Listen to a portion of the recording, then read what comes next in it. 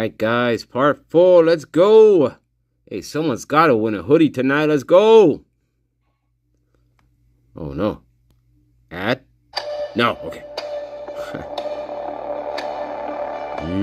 4 murdered students. Yes, I know. A panicked campus. Well, were they? And now the world's eyes on Moscow, There's Idaho. the knife. Now to the murders of those 4 college students from the University of Idaho. As investigators try to figure out what happened in that house. Hey, can I get a King Road. cheeseburger? We've told the public very clearly Hey, from there's the Fry. beginning that we believe it was a targeted attack. There's Mr. Fry. Don't see him very much. They said, oh, this was a targeted attack, nothing to worry about. And my first question was, but you don't have anybody. That means there's somebody still out there. How could we not worry? Does that person even live in Moscow? Or is she just an idiot? Or, you know what I mean? She's just a We don't want to put our investigation in jeopardy by releasing what we have. The investigation which is not much. Massively. We were trying to get every piece of Well, video that's footage from that day, from every surveillance camera in town, captured from that night. Right across the street from Xana's bedroom is a house. They have surveillance footage of a white Hyundai Elantra circling the house in the early morning hours of November 13th. We quickly realized that we had Can you consider that a white Hyundai Elantra? this white vehicle. White during this vehicle. time, leaving at a very fast, high Do you know it's white? rate of speed. You can see it is burning out of that neighborhood. Burning. So we believed at that point this was the vehicle of our subject.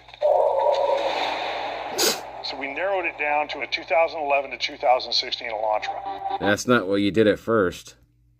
Believe it or not, when we ran Idaho registrations and just looking local, we had over 25,000. The search to track Right, and you didn't follow up with 25,000, did you? No. down that car has no limits. We are just wanting to talk to the individuals who are in that vehicle. All 25,000? Investigators also have a crucial piece of evidence found at the crime scene, left behind by the killer. Oh, there it is. A sheath Well, that ain't no one's ever seen it yet, so. for a K-bar knife. This knife sheath was found under Maddie's body in the bed. Oh, okay. Immediately it stood out because it was in stark contrast to the entire house. About 4 days in, the lab came back and said they had a sole source male DNA found on the button of the knife sheath. But there was no matches in CODIS for that DNA. Oh, there's also blood right on the knife sheet. Right, you fucking FBI fucking corrupt prick? Once we know we had the DNA from the sheath, then we flew that to Othram. Oh, and then yeah. They started to And then develop you worked your magic. and work their part of it. They work their magic, is what you're going to say, and well, now we can concoct this to anybody. It's a company in which we build technology to basically bring certainty to investigations. Oh my God! Look at these people. Yeah, they are Othram employees. Forensic These people. genealogy is a tool that What's we up, use bro? to identify He's someone a or a CEO. nearest relative. This guy. Okay. Hey, So I don't know. I got a call and I was out. I was like, maybe we should go to a ball game or go golfing. I mean, I don't know. I hate golf. What is the fastest that we could produce a result? Kristen was adamant that we get these folks answers. I can't imagine that being my child and knowing that there's someone out there that could help. We have to help. How fast can we get this DNA? Yeah. It was a sergeant. How fast can we snooker somebody in with it, right? Well, we have to concoct the lone wolf. So yeah, we're gonna that could be anybody's DNA on that button, that little button.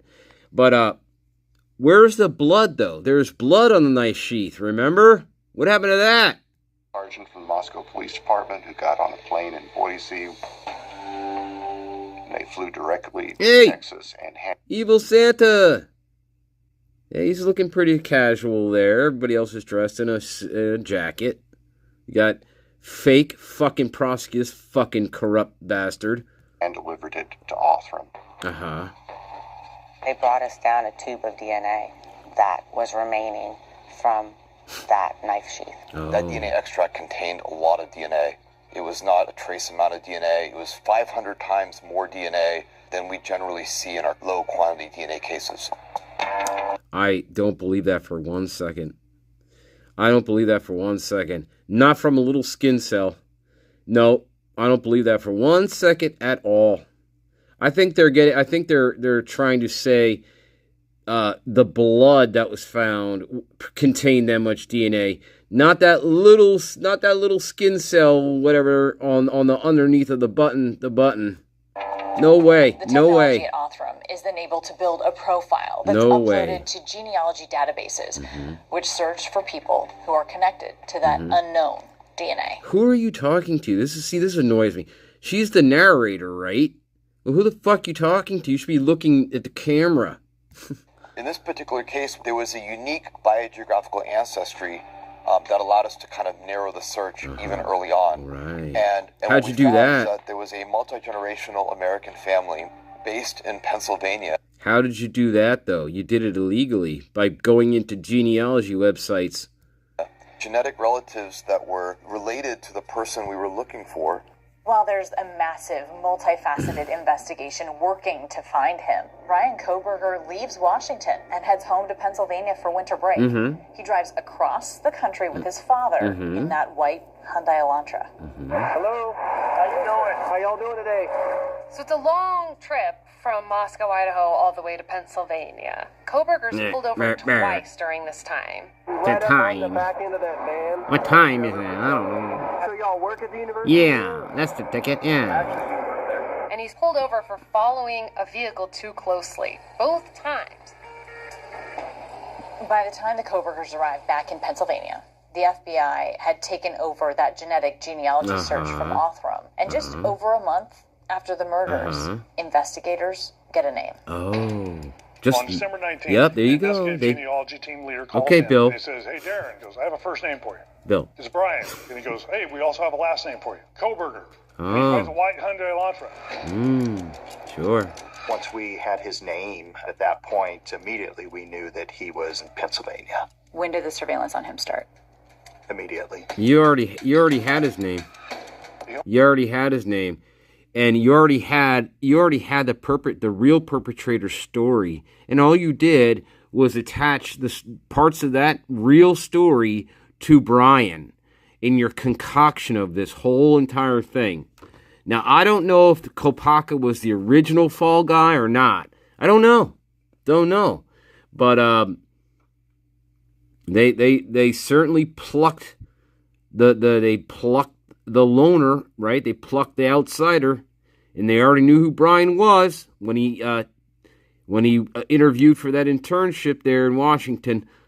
They already knew him, and they may have already had. Who knows? Who knows? I'm just saying. He only left the house 3 times, and he was noticed to be wearing rubber gloves all the times he had left the house. Right, because he has OCD, correct? Because he has OCD, okay? That's not nefarious. See, they're trying to say, oh, because he's wearing gloves. Oh, well, that means he's up to no good. No, he has OCD. So pull the trash. The agent on scene had made contact. The agent on scene planted... No, sorry. ...with the trash company to be able to ride that truck the truck. to collect the trash. The truck. They sorted anything that could contain DNA. They found an item in the trash that had male DNA that comes back and says, we have DNA in this trash that is the father of the DNA left on the knife sheet. Yeah. Once we had the DNA paternity match from the trash pull. From a Q-tip specifically. Yeah, we knew at that point from a Q-tip that we had the person whose DNA was on that sheath. At that point, you have what you need to get an arrest warrant for Brian Kohberger. And news of an arrest spreads fast. The big story on Action News tonight is a major break in the murder of 4 Idaho college students.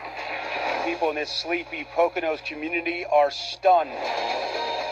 We got live feed. We saw the armored vehicles roll in, them make entry, and we get the call out in custody. Ooh. tough. Oh.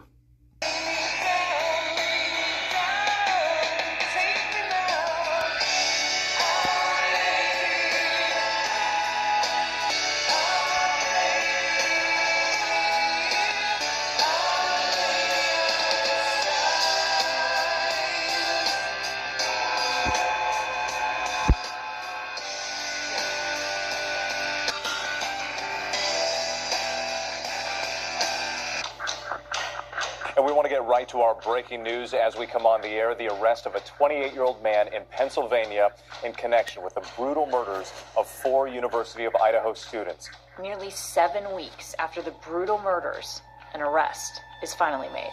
Pennsylvania State Police make that arrest. We've got live feed coming from the helicopter from Pennsylvania State Police. We're getting constantly updated on what's going on, telling us, yes, they've got Brian in the house. We saw the armored vehicles roll in, them make entry, and we get the call out in custody.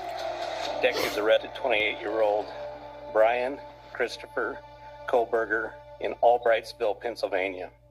Kohlberger faces 4 counts of first-degree murder and 1 count of felony burglary. Yep. Authorities have not revealed a possible motive just yet. People in this sleepy Poconos community are stunned that one of their own has been arrested in connection with this grisly crime. Agents from the Scranton office of the FBI, after the arrest, interviewed Brian's parents. They were, aghast. We do know there was conversation among the family about, hey, Brian does drive a car like that. Brian, do you think, and it was immediately quashed. There's no way Brian could do this. No way. Nobody can comprehend that their child is capable of something like this. Or he just didn't do it. What was his reaction to Just saying. the national media attention? He was very surprised, actually. He didn't realize that it would garner national media news, I would say. Really? Yeah, it actually was. It was surprising because he inquired as to which outlets were actually circling. Police department, search warrant, come to the door. After the arrest, police in Washington searched Kohlberger's apartment. And in these just released photos, you can see the Spartan place he left behind. Yeah, nothing. One of the few personal items they found is a birthday card from his parents. Right. And there's another card there too. Taken back to the Pennsylvania State Police barracks immediately upon being arrested and had given what turned out to be about a 2.5, 3 hour statement. It was a significantly long time that he interviewed until he asked for an attorney. What did he tell you about that interview? He was very limited. I didn't want to know a lot about the case because he was going to have an attorney that would represent him on the murder charges. I want to make sure he's aware of how the process is going to play out. I want to make sure he understands that the death penalty may be considered in the case. You thought right away it would be a death penalty case? Oh, absolutely. I had zero doubt.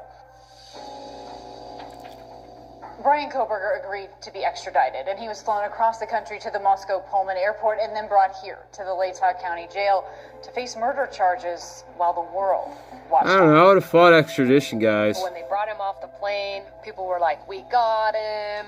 Thank God he wasn't a local. He wasn't one of us.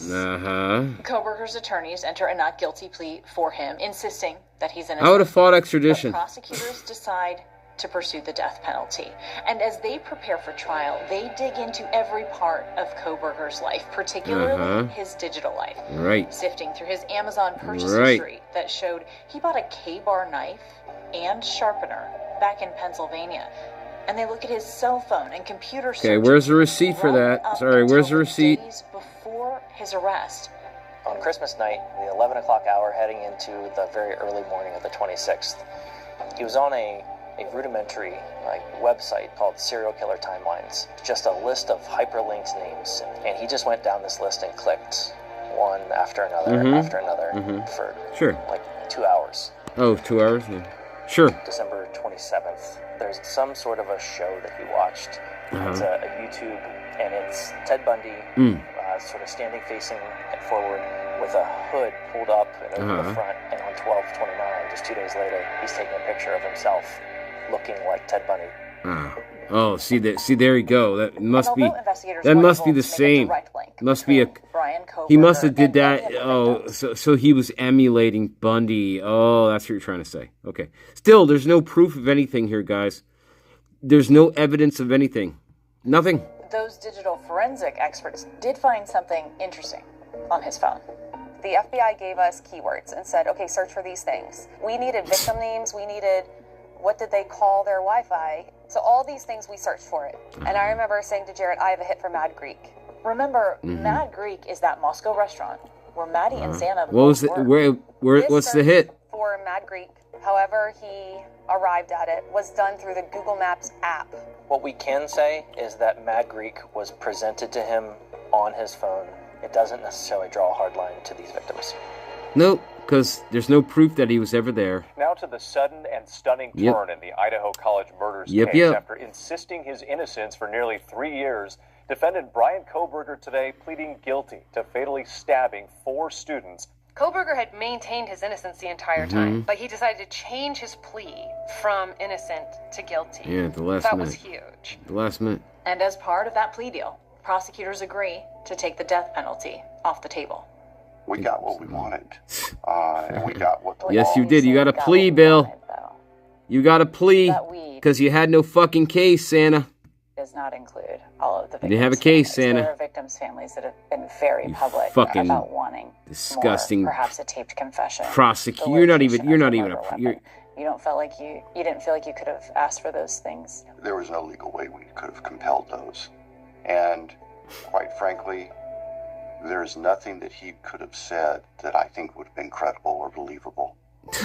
And the minimizing and the lies that would have even been more damaging and frustrating to everybody. Sure.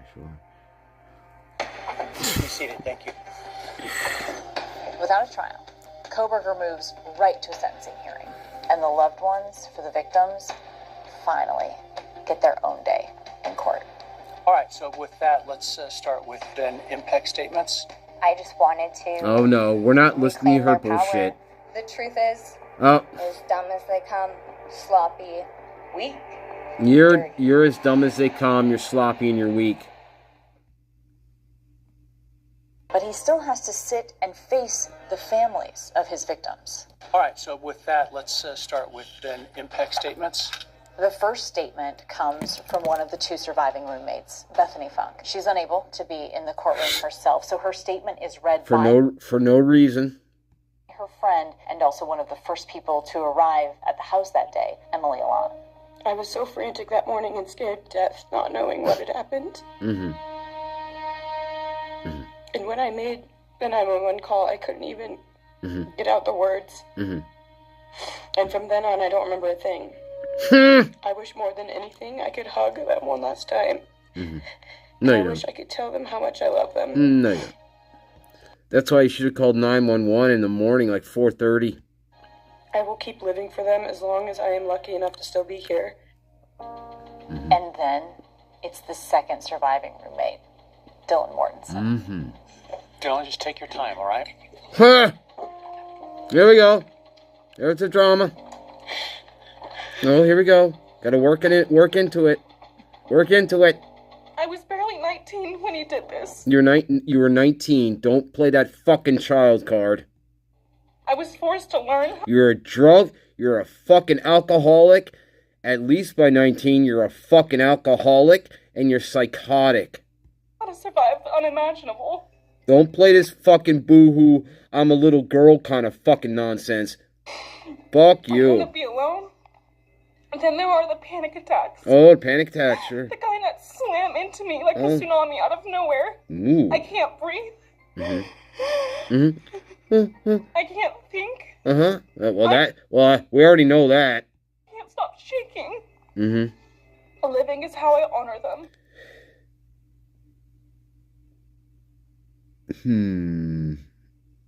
This must be the hair you're talking about. This hair here.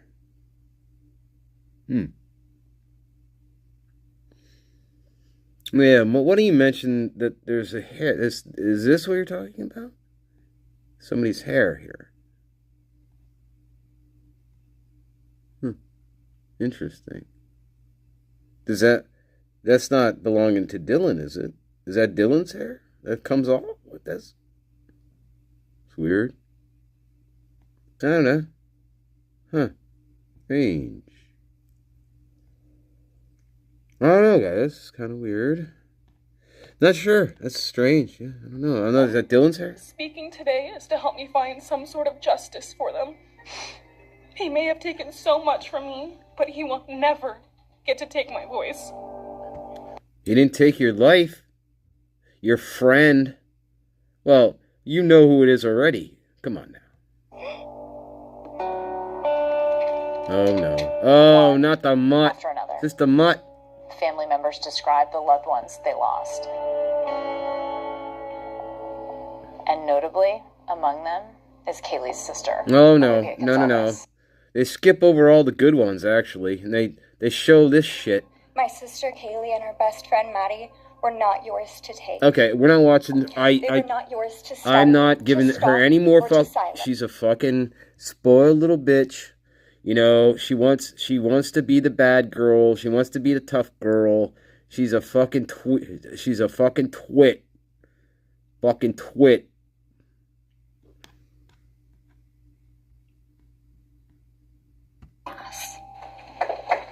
Yeah, fuck you. Fuck off.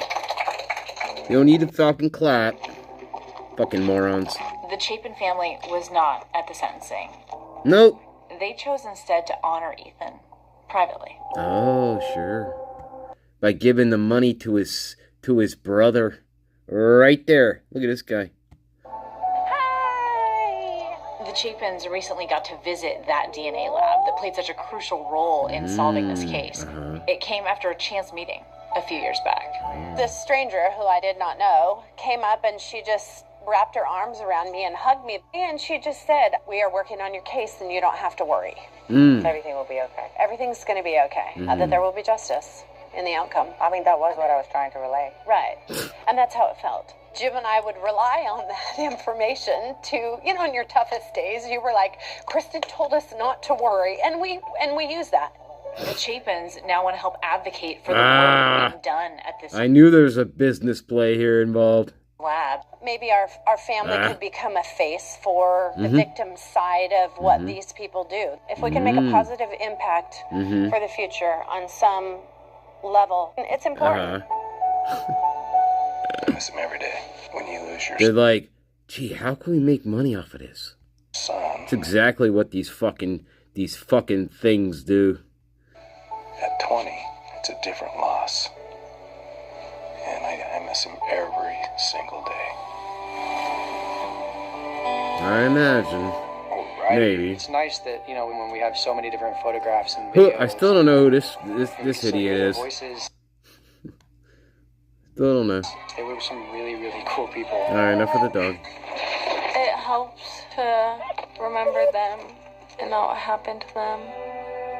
Hopefully one day they're just seen as who they are and Sound not what bites. happened to them. Okay. And just as college is starting again, there's now a memorial garden at the University of Idaho with a plaque bearing the name of each of the 4 victims. A touching tribute. Nice. As for Brian Koberger, David, he received 4 life sentences, 1 for each of his victims, and an additional 10 years for burglary. As part of that plea deal, he waived his right to an appeal.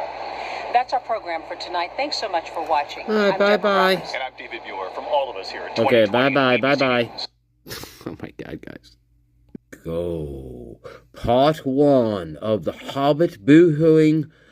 Well, actually, I should call it Part 2 of the Hobbit boohooing and acting like a 5-year-old child. Let's see. Let's go. This is stressful, okay?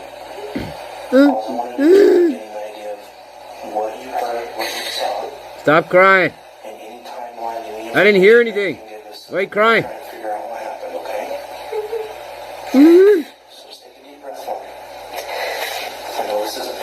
Aww. I see. Can you make me some cocoa, please? Can you make me some cocoa? I'm sorry for killing my friends.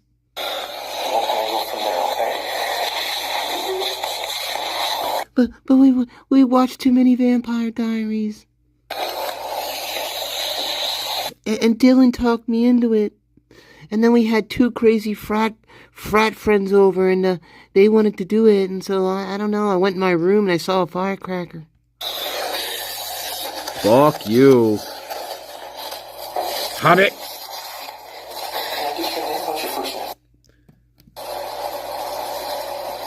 Bethany.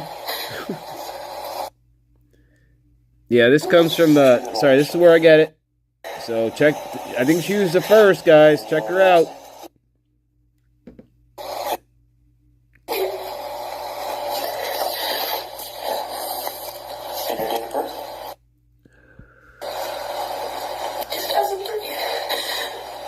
Why are you crying? And you live there at 1122 King Road?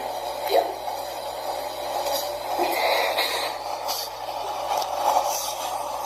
How's the phone number for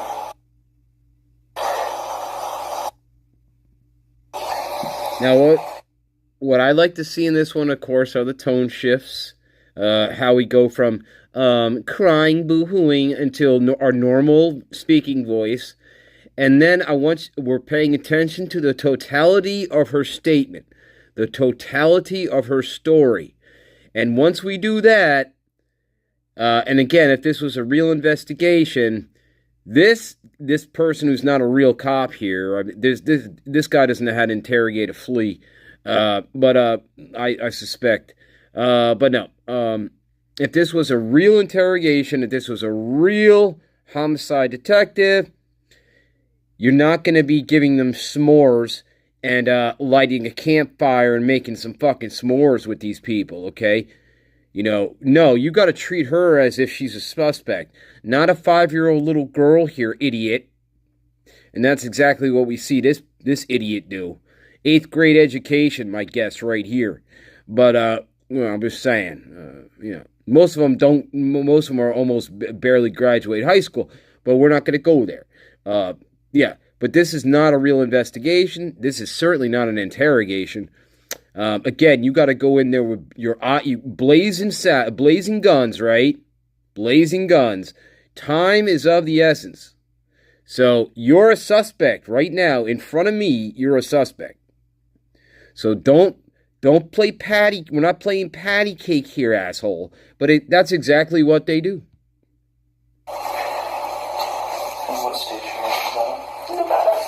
Nevada. Well, what are you doing in Idaho then? No, why'd you go to school in Idaho? You could have went to UNLV. Do you have your phone here with you? Yeah. And then you say, well, I need... So I'm going to need to confiscate that right now from you. What we're going to be doing is taking people's phones for a little while. There you go, right.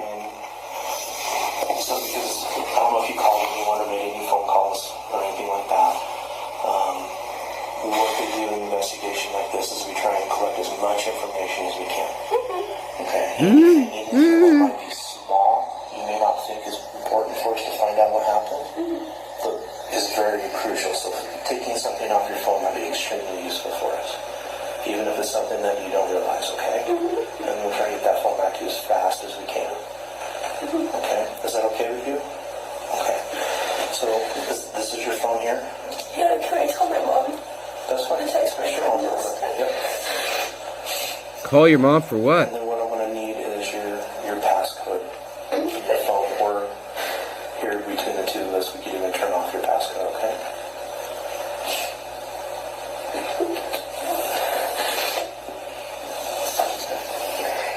Why does she need to call her mom?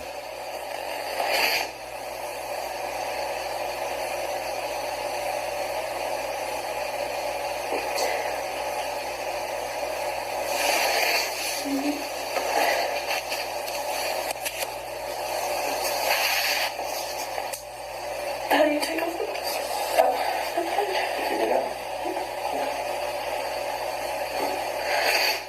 And if it won't let you do it, that's fine. You can just come in here and tell me what your passcode is. I just don't know my... Okay, what is your passcode?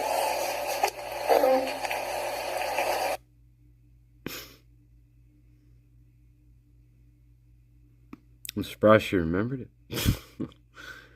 No, not really.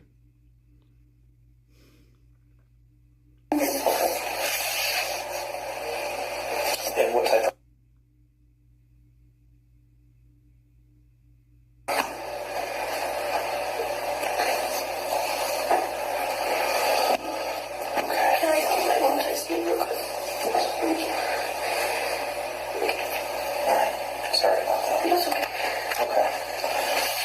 social media, do you have like Facebook or anything?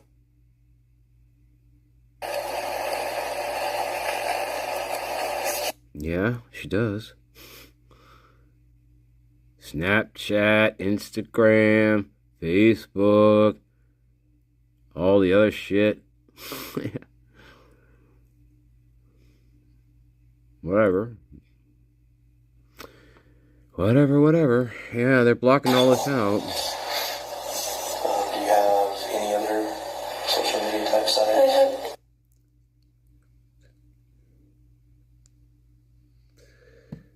Yeah, about 1,000 probably. Macari, eBay.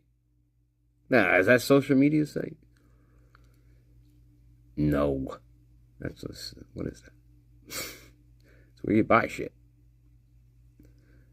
Come on, what is... I can see what people were saying, like, why are they blocking all this out?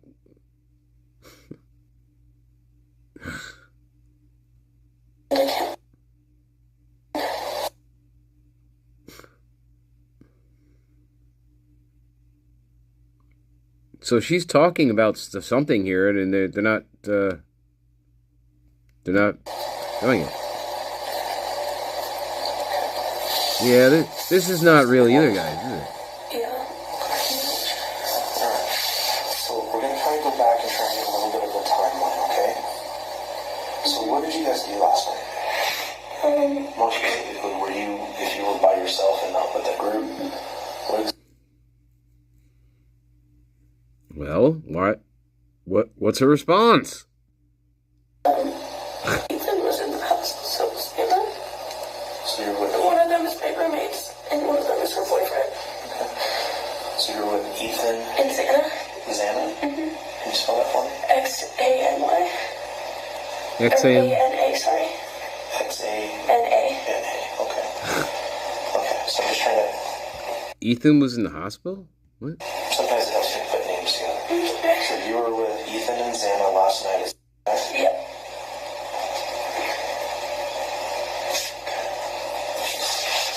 Yeah. And do you know Ethan's last name?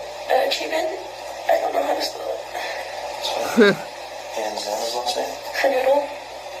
Do you know spell it? I think it's K-E-R-N-O.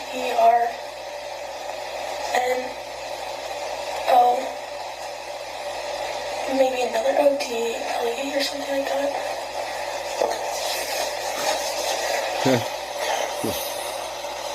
Yeah. So you're with them at Kaylee Chipotle. Around 8 something. Maybe 8:30.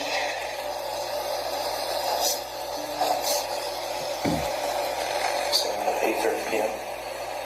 Something like that, yeah. Okay. And prior to that, were you guys just at your house? Mm-hmm. Okay, so you left from your house. Ethan was that formal because he went with his sister because she didn't have a date. And then we were just hanging out at our house. And then he came over and then we all walked over together. Okay, so that was you, Ethan, Xana. Was there another person with you? Or just the three people? Maddie walked over with us. Okay, and that's... Logan. Logan? Mm-hmm. Is it M-A-D-D-I-E? Mm-hmm. Her real name is Madison, though, I believe.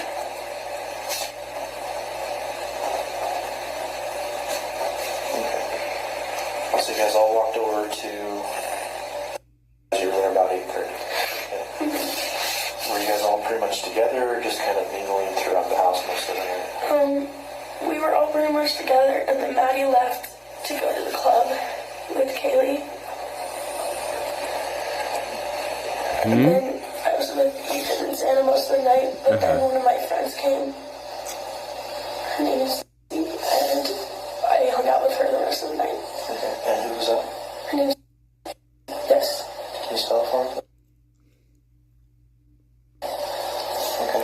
And his last name? I don't know how to pronounce it, and her full name is bigger than that. Okay, that's fine. Do you have a phone number for her? Yeah. Next to your phone? Okay, we can get that. Okay, so you were with and at that point Ethan and Anna were just kind of hanging out still at the house? Okay. And then I went to our other friend's house. Okay. What time was that at? I don't know, maybe like 12-ish. But that could be wrong. No, it's fine. Okay.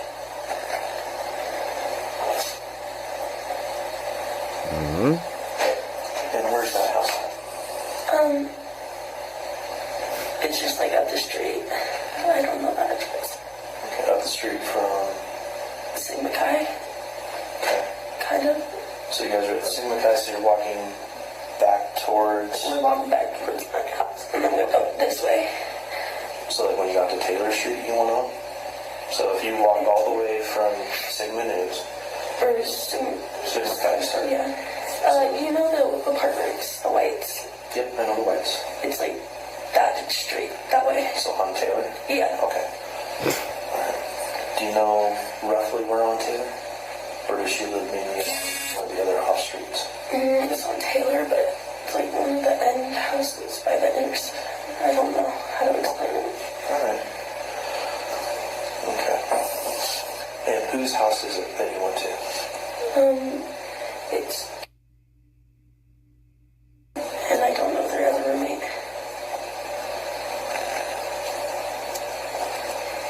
Yeah.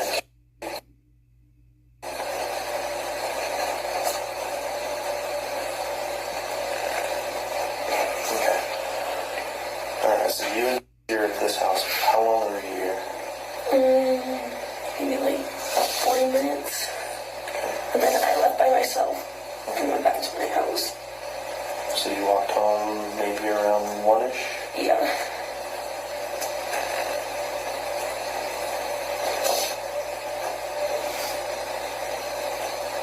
Okay. What did you see when you got home?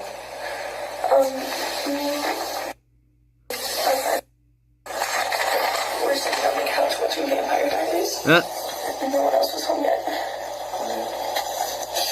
And is another roommate or what's last name? Wait a minute. I thought Dylan came home first, and then Bethany came home about half an hour later, right? That's what I thought. Dylan came home first, and then Bethany was about 20 to 30 minutes behind her, correct? But now, wait a minute. So is Bethany saying here that she was home alone? We're sitting on the couch watching Vampire Diaries. And no one else was home yet. No one else was home yet. And is another roommate or what's last name? She's in that room. Oh, okay. And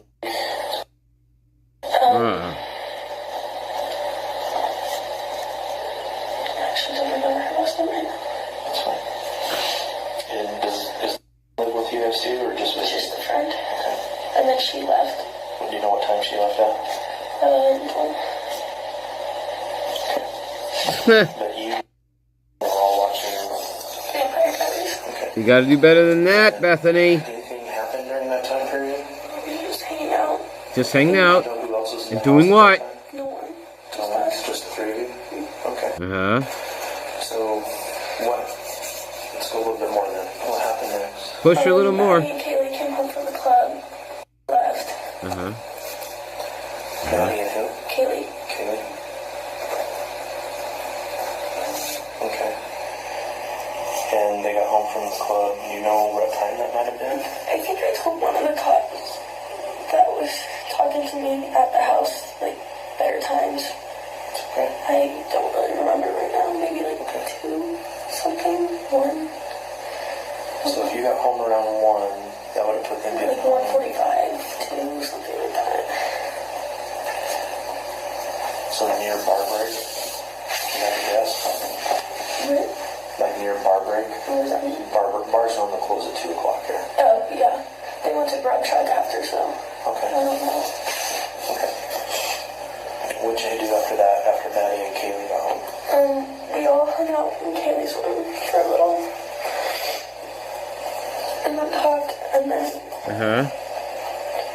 Maddie and I took Murphy out to pee.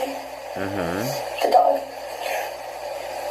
And then I said I was going to go to bed because I was tired. And she said she was going to go to bed too. And then I went to my room. I was going to sleep. And she came and knocked and asked if I had Murphy. And I said no. And then I went to bed. Okay. So what time did you think you took Murphy out? Probably like 3, 2:30. 2:30 to 3? Yeah. Okay. And where do you normally take Murphy to go to the bathroom? Just the back door in the kitchen. So which one is 1122? So if I'm coming up King Road off of Taylor. It's the big white house up there. All the way to the very top on the right? Well, it's technically on Queen, but the address is King. Okay. So is it the one that's tucked back as you're going up to 500 Queen Road? Those big apartments? It's kind of back just a little bit? Okay, so you normally go out the back deck then? Yeah. Okay. Alright, I know how to trust you then. Okay, so you go there. Wow. Some hard-hitting stuff here, guys. And then, how long do you think that took? I was out there for maybe like 10 seconds. Why? Okay. So then you both come back in. So here's the question. Well, how comes you're only out there for 10 seconds? So, that's a good point, guys. Hang on. So, guys, we should be making a list of questions that the police should be asking. Like, well, this would be one of them. Why did you stay outside for only 10 seconds? Huh? Why only 10 seconds? Just curious. Why only 10 seconds? That's my question. So I'd be like, wow, only 10 seconds? How comes you only stayed out with Maddie and the dog for only 10 seconds? What's going on? Explain that. Oh, so she'll say what? I was cold. I was cold. Okay, you're cold, right? So then you'd say, okay, well, if you were cold, then did you tell Maddie that you were going inside because you were cold? See, I'd want to know that then. Well, did you let Maddie know that you were going in, right? That'll be another one. So she says, no. Okay. Well, I'd be thinking, well, so you just left her out there thinking that you were still out there, but you actually left, went back inside. You didn't tell her, and now she's out there with Murphy by herself. Okay. And let's say Maddie starts getting distracted and maybe gets on her phone or whatever, and is not thinking about not thinking about the dog, Murphy, and thinking that. So my guess is Maddie at this point is thinking that that Bethany is watching Murphy, right? But Bethany doesn't tell her that she's going to go in. And so she leaves after 10 seconds while Maddie's out here doing whatever. And Maddie's probably thinking, well, what the fuck's Bethany? Because I thought Bethany's supposed to be watching Murphy, right? That's my guess what happened there. And so Maddie comes in, doesn't know where Murphy is now, and that's why Maddie comes to Bethany's room and asks her, where's Murphy? Did you see Murphy? And she probably said, because I thought you were watching him when we were outside. Yeah, tricky little Hobbit. Tricky little son of a bitch, this one. Yeah, she is. She's a tricky little son of a bitch. Let's keep going. So I came in before she did. Okay. Did Maddie still have the dog then? Yes, I think so. How do you know? You went out for a little bit, came back in. Do you know what time Maddie came back in? And you went straight to bed when you came back in? Okay. Sure. No, you didn't. No, you didn't. How long after you went to bed do you think Maddie came? Actually, I came in and grabbed some chips into my room and watched the show for a little, and then I went to bed. What were you watching? called Baby Daddy. Okay. How long do you think you watched it? Maybe like 30 years. So one episode maybe? Yeah. Okay. Or like a half. Okay. And did Maddie come in during that show or after? She just knocked on my door, I think, during and asked if I had Murphy, and I said no. Okay. Then what happened after that? I just went to bed, and then I woke up and I was like half asleep, and I just thought I saw like a firework or something, like it just sparkled like under my door, and I thought I heard like something kind of fall, and then Murphy barked, but I thought people were just making like food, like, and Ethan was here or something and knocked something over because he's usually loud in the kitchen upstairs. Okay. So what do you mean by you heard a firework? It sounded like a little firework, and then there was like a spark. I went by my, like, I'm on the bottom floor. Okay. And so it kind of looked like it came down there, but I don't know. It kind of looked like it came down there, but I don't know. So what are you talking about? See, again, she's not making any sense. So she says she saw it out, like, by her door, but then she's saying, or it could have came down the first floor. Like, so you're watching something like roll down your hallway? Totally, her whole story is a bunch of shit. Especially when we get to this part.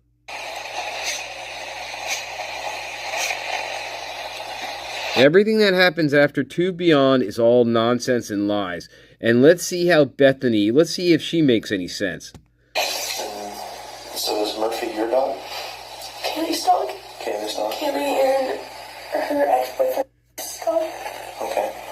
So you heard Murphy bark right after you heard what you thought was a firecracker?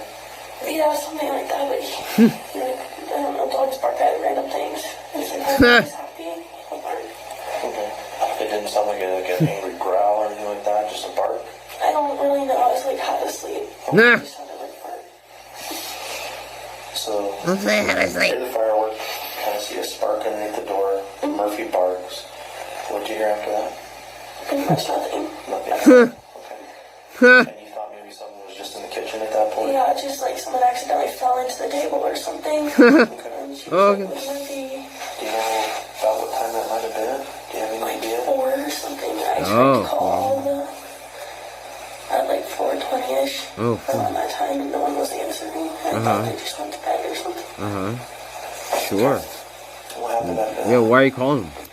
Called me, and she said she thinks she saw someone. Dylan called you? And I didn't know, like, really what to think of it, because sometimes we think we hear things a lot in the house, but it's usually just Ethan walking around. She came, I told her to come to my room, and Does Ethan usually scream at the top of his lungs when he's walking around? You fucking Hobbit C-word.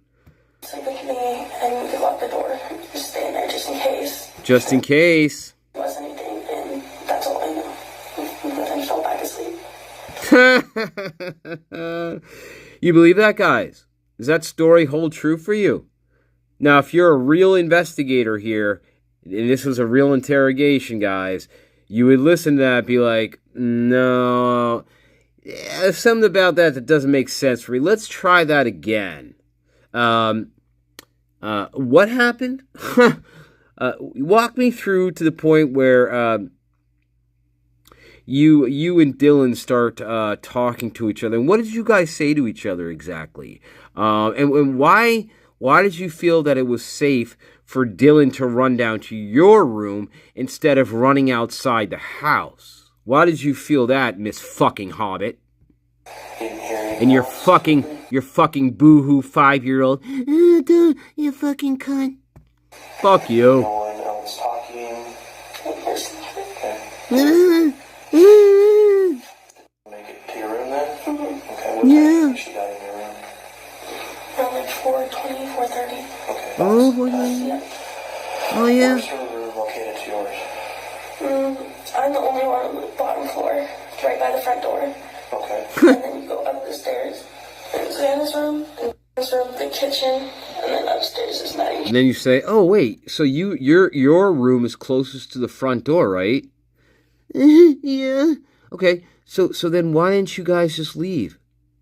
I don't know. We had to finish the Vampire Diaries. Fuck you. Liar. You're a fucking liar. And did she say anything to you when she got into the room? She said she thought she saw a man, but I didn't know what to think of it. I was like, still half asleep, and I didn't know what to Still half asleep? It didn't sound like I didn't hear screams, I didn't hear anything. Didn't hear screams? Oh. Well, what makes you think at that moment you should be hearing screams? Huh? Right, Bethany? In that moment, why should you be thinking about hearing screams? You fucking liar. Yeah. But no, so she didn't say anything more than she just saw someone. Uh-huh. Bullshit. Absolute bullshit. Here's what you do. Here's what you do in this part, guys. If this was a real investigator, you're pissed off, you want to get this case solved now, here's what you say to her. You say, look, well, you can play this card, and it might go bad, but you say, look, we're both adults here, right? That's what you say. We're both adults here. So we don't, can you please drop the act here? Now let's talk about what happened. That's what I would do. I'd be like, kind of like, drop the act. Okay. Just now I need you to be focused, and you can cry later. Okay. You can cry later, but right now I need you to be focused and talk to me like an adult. Okay. Right now, I don't feel like I'm talking to an adult. So, drop whatever that is, and we need to talk to each other as adults here, okay? That's the kind of shit you do. That's, hopefully you can get through this stupid baby bullshit she's trying to give you.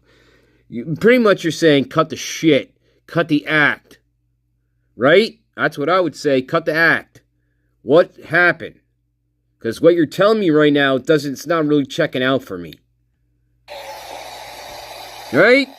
You fucking dum-dum. Eat some more donuts. They go to your head.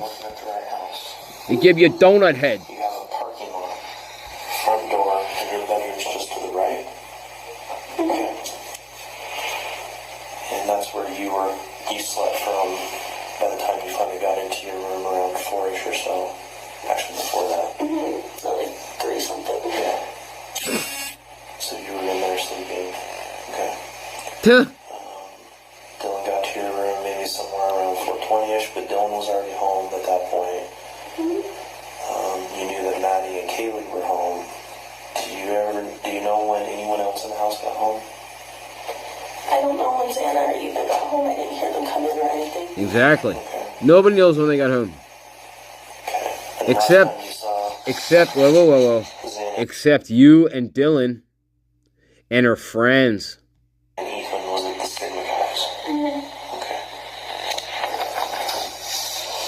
Uh-huh. Wow, they really blurred her out there. Holy shit. It's just like an orange blob now.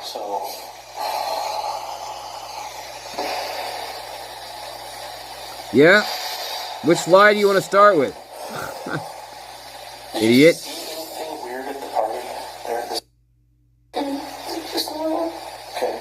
And it's just normal. See how the way that they're set up, where everyone hanging out primarily up in the main common room area, with most people hanging out in individual rooms and stuff like that. It was a little bit of a mixture at first. It was in the apartments, and then it was the main room. Okay. And then as I was leaving, I wanted to grab a backpack from our friend's room, and Xana and Ethan were sitting on the couch just listening to music. Okay. And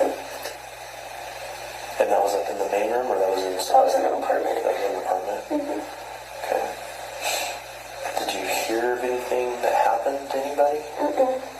there anyone strange or odd hanging around the party? Mm-mm. Okay.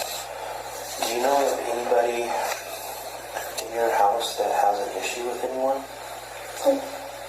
Any ex-boyfriends? Anything like that? Mm-mm.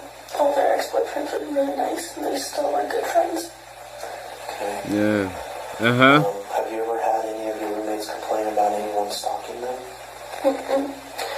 Once, though, Kaylee said when everyone was, like, gone, me and were at the sorority house for a meeting, and it was on Kaylee, and she was taking Murphy out to pee. This was a while ago, and she said she swears she saw someone staring at her while she was taking the dog out to pee from the backyard. How long ago that was? Maybe, like, a month. She could see, like, a man silhouette, like, staring at her.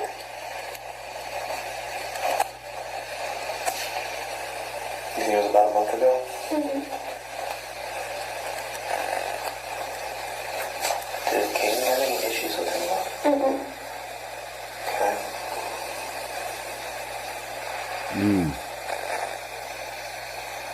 Wow. Come on. Is that it, buddy? You can't think of nothing else? How about this one? How about this one? Hey, would you be prepared to take a lie detector test for me? How about that? You could whip that shit out on her. See what she does. None of them has made any comments or statements of anyone trying to come on to them or anything like that. Yeah. And you said that all the ex-boyfriends and that, they're all normally very nice and stuff like that. Are any of them fairly recent breakups? One, but, Like I said, that'd be a little bit help. Can you give me a little information on that one? His name's... What do you say? He lives... This is Jack Decor. down the street. On Kaylee? On King, I think. Yeah, down the street from Kaylee, idiot. And he and Kaylee share Murphy. Okay. And they dated for 7 years. And that's in Kaylee? Mm-hmm. Or something like that. And they dated for 7 years? Something like that. Since high school. Their families are really close too. Okay. And they shared Murphy? Mm-hmm. I think. Okay. How long ago did they break up? Maybe like 3 months. Or something. But they're still on really good terms. Do you know why they broke up? She was gonna move to like Texas.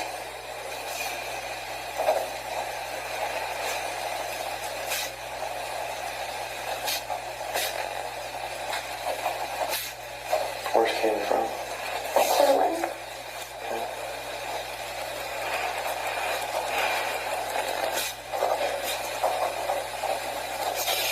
Where is it from? Portland. Okay.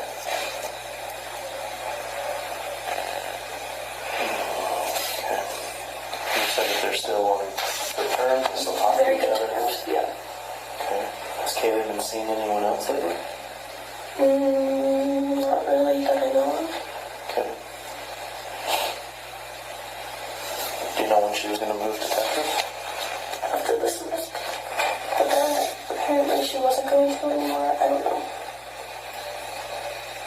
Do you know what changed your mind? I think she wanted to stay here with all of us. Oh, guys. Ooh. Yeah, I don't like that at all. She wanted to stay here with all of us. Ooh. Not a good answer. That answer kind of creeps me out a little bit, guys. Oof. No, I'm pretty sure Kaylee was moving to Texas according to her, like the people who actually knew her. Not you, Bethany. Obviously, Bethany, you don't know. I don't think anybody. I don't think you. Well, fuck you. But let's watch. But then apparently she wasn't going to anymore. I don't know. Do you know what changed your mind? Well, I think she wanted to stay here with all of us. Oof. Do not like that. No, that's not. That's a morbid answer for me. Fucking Bethany, a Hobbit. Hey, you get a little morbid there, didn't you? A little morbid. She's gonna stay with here. She's gonna stay with us here now, forever. Yeah, Hobbit. Hobbit. Hobbit.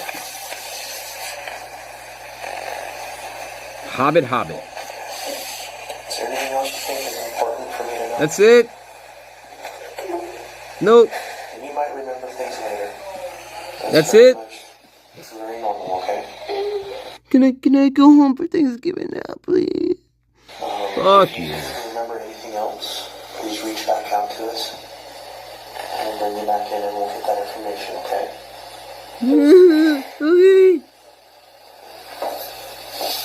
I'll go back through my notes real quick before I have to go, okay?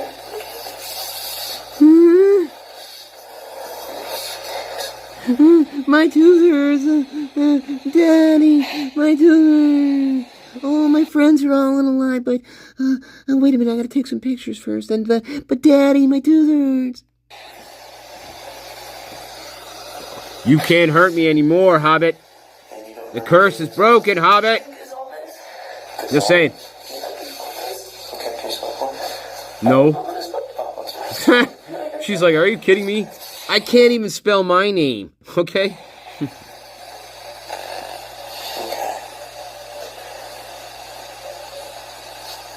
Right. Boy, how did she get into the university? Holy shit.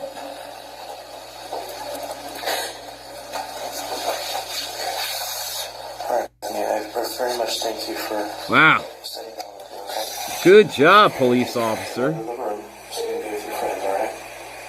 You sure there's nothing else? Nope. Okay. Don't forget the cocoa. You fucking asshole. Wow. What a great job you did. What a great job. Any more? Is that it?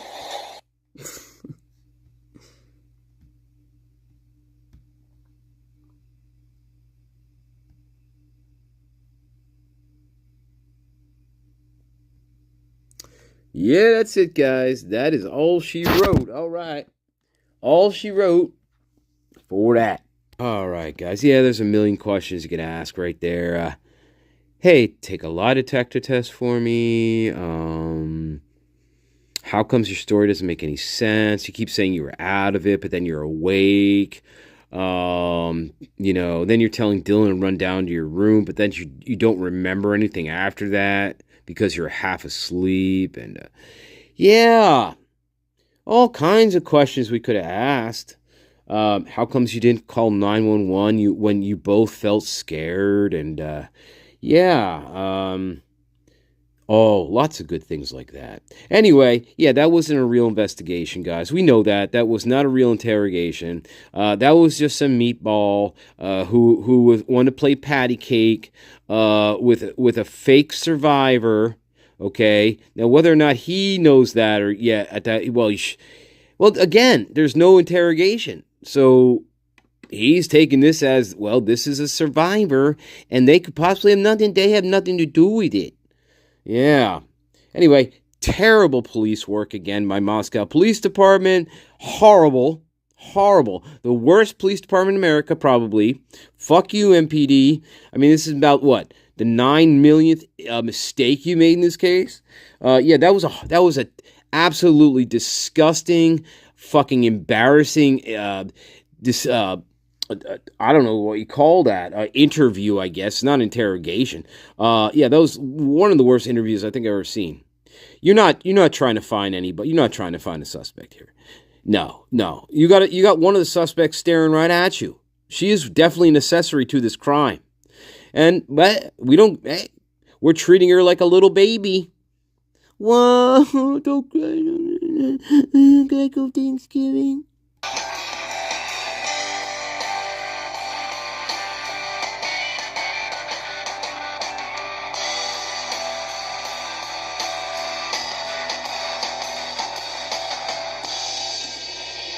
All right, guys, we're going to end it there. I love you all. Back in the saddle a little bit. So I'm sorry for spamming videos. I felt like I had to catch up a little bit, though. All right. I love you all. We'll talk tomorrow. If nothing else happens, oh God, let's hope the other two don't go. All right, guys.